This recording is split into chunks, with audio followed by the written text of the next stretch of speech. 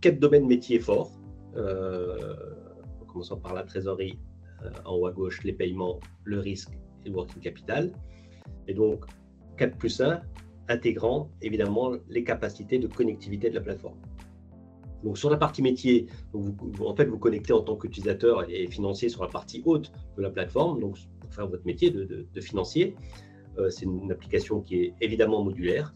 Et puis, toute la partie finalement back-office, connectivité, sécurité, maintenance, sont gérées par nos équipes avec des capacités très importantes en termes de connectivité, que ce soit à travers des API ou des protocoles de communication que vous connaissez. C'est une plateforme qui est multi-protocole, donc elle part finalement tous les langages des banques.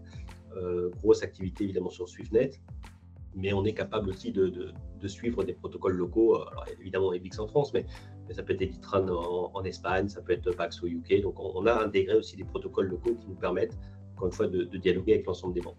Programme API aussi pour se connecter, parce qu'à travers ce hub de connectivité, on va parler aux banques bien sûr, mais on va aussi parler à vos systèmes d'information. Et donc vous voyez en bas à gauche une petite illustration de notre plateforme API.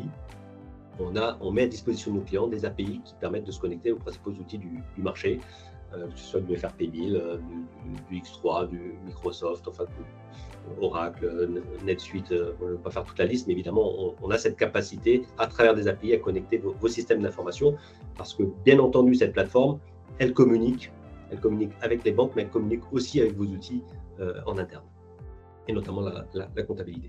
Si je reviens sur le métier rapidement, la partie trésorerie en haut à gauche, sachez qu'un des points importants, c'est évidemment la partie prévisionnelle, avec là aussi des nouveaux modules qui sont sortis récemment, et je pense notamment à liquidity planning, un module dédié à la gestion des prévisions pour moyen et long terme.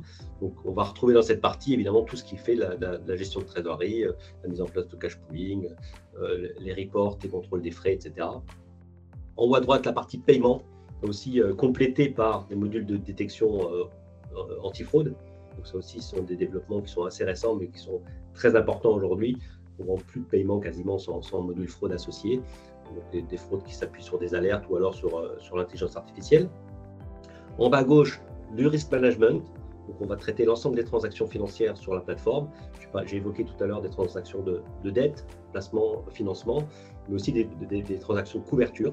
Donc on va couvrir le change, couverture de taux, matières premières, dans son intégralité. Son intégralité, ça va de la détection du risque, les positions, jusqu'à évidemment la comptabilisation des transactions, et en passant notamment par la valorisation.